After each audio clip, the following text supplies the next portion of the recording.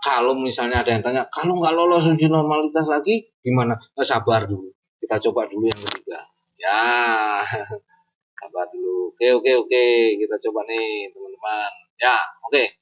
Tahap pertama yang kita lakukan adalah mencari nilai Z-score. Ya, apa itu Z-score? Baca lagi bukunya, silakan.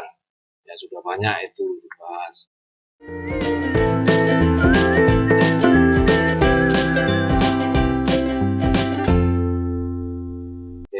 Aku ulang ya, mungkin terlalu cepat. Analyze, deskriptif. Oke, kita masukkan dia ke kotak sini. Kemudian ini di ujung save standard set value as variable. Oke, lumayan nih, bagus. Logat fungsi sendiri. Maka dia outputnya akan muncul begini, kerabat pemikir ya. Kita lihat. Nah, oke, hasilnya seperti ini. Sudah, kita lihat ini deskriptifnya, kemudian ada nggak nilai yang lain. Nah, di sini ternyata sudah muncul nih nilai Z-nya.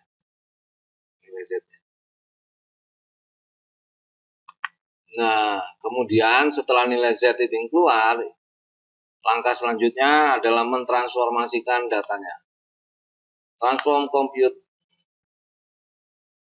Langkah pertama klik all, kemudian ABS, kita kasih naik, kita kasih masuk, nah, kita berikan kode, nah, nama target variabel AZX1 ya, nggak salah.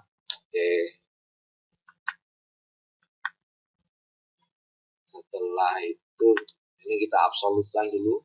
Oke, kita ganti namanya, jadi nggak usah ribet, kita keluar masuk langsung begitu saja, ganti di sini AZY. Oke, ini Y ya,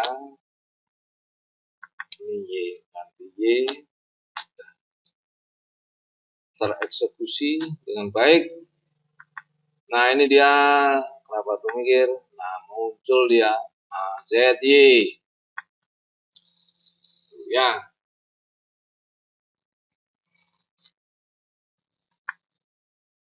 Oke, kemudian selanjutnya, jangan buru-buru, masih ada tahap selanjutnya yaitu compute. Nah, ini kita hapus dulu numeric expressionnya, kita ganti all, kita ganti selanjutnya menjadi, nah, kita cari SQRT. SQRT itu apa? SQRT itu adalah akar kuadrat ya. Nah, ini SQ AZX1. Nah, jadi ini nama variabelnya, ini adalah aktivitas yang pernah kita lakukan transformasinya. Jadi biar lebih gampang mendeteksinya, kalau nanti ada yang salah di compute disiplin ya dalam mengolah data harus rapi. Nah, terutama untuk penamaan biar kita nggak bingung. Masalah penamaan silakan nanti teman-teman sendiri bisa berkreasi. Yang penting teman-teman ingat aja apa maknanya. Oke, sudah nih. Nah, udah. Nah, kemudian yuk kita ganti jadi seperti ini. Kita keluarkan. Jadi tidak memanipulasi ya, ini hanya melakukan transformasi untuk membuktikan sebenarnya model uji ini layak lolos uji normalitas apa enggak. Nah, kita aktifkan lagi, kita copy lagi, kita lihat plotnya. Oke, nggak apa-apa ya, kita lihat plotnya.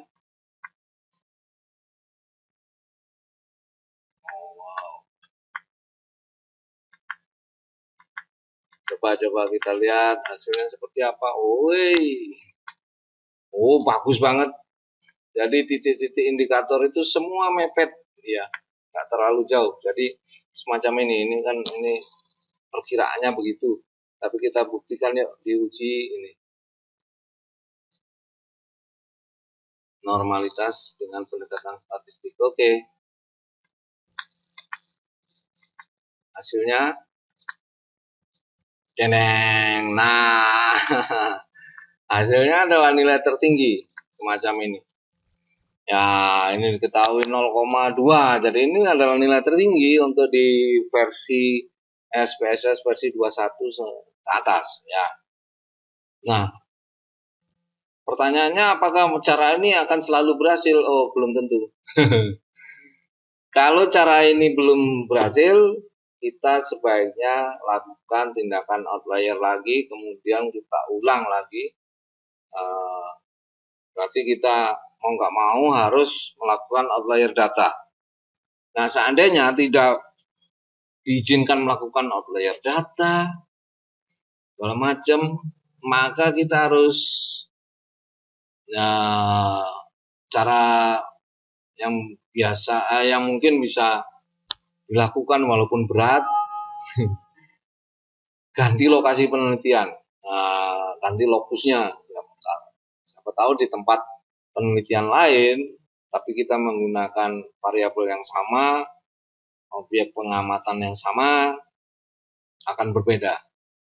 Tapi masalahnya kalau sudah penelitian itu digunakan untuk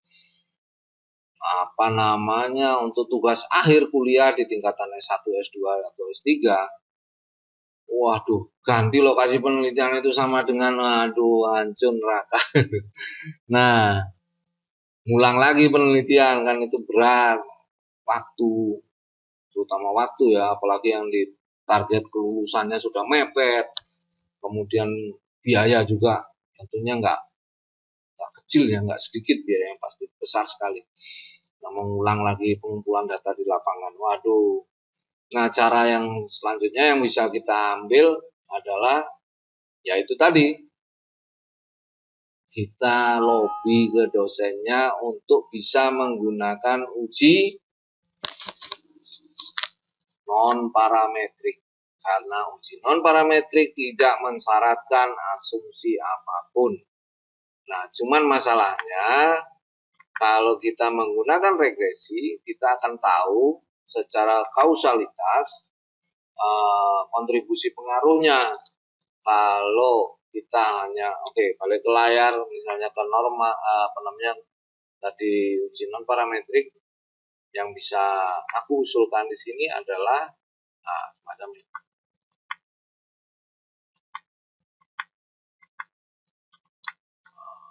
Pearson-nya kita hapus, kita pakai Rose-Spearman.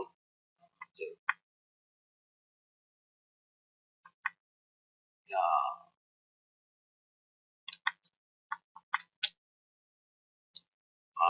Spearman Rowe adalah model uji yang sifatnya asosiatif, bukan kausalitas. Jadi untuk mengetahui hubungan aja, kuat lemahnya hubungan. Jadi hubungan antara marketing biaya marketing terhadap pendapatan, ternyata dia signifikan lebih besar. Angka ini signifikansinya lebih kecil daripada 0,05 ya. Kemudian untuk marketingnya, ternyata biaya marketingnya terhadap pendapatan diketahui signifikansinya lebih besar daripada 0,05, artinya tidak terjadi hubungan yang signifikan. Berbeda jadinya.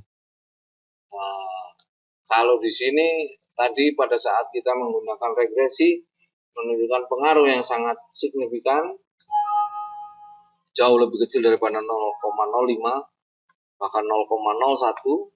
Contoh semacam ini, regresi linear. Oke, kita keluarkan ini.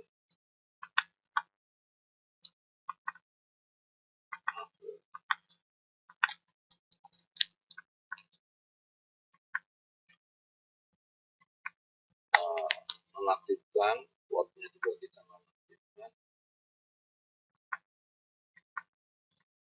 Oke, nah sekarang ketemu. Nah, kita lihat bedanya hasilnya.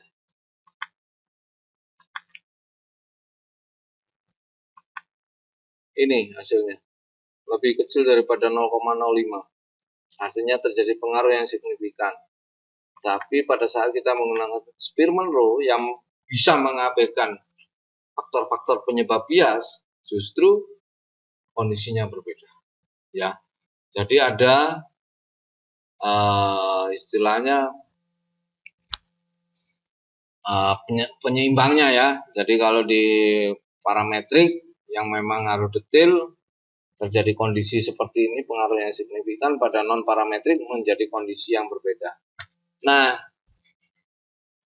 lobby-lobby yang seperti inilah yang perlu kita lakukan. Jadi kalau kita mau mempertahankan alat analisis, mempertahankan lokus dan fokus penelitian kita tanpa harus berganti atau mengulang penelitian, pengumpulan data di lapangan, karena data yang didapatkan tidak bagus, tidak memenuhi asumsinya, maka yang kita bisa lakukan adalah ya melobi. Bisa nggak itu kita rubah menjadi dari uji parametrik ke non parametrik, ya begitu.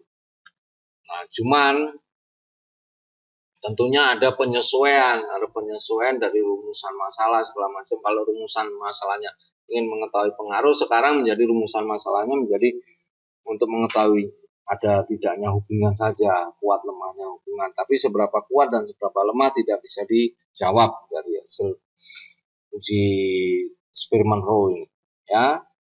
Jadi itu tadi kerabat pemikir, kita bahas.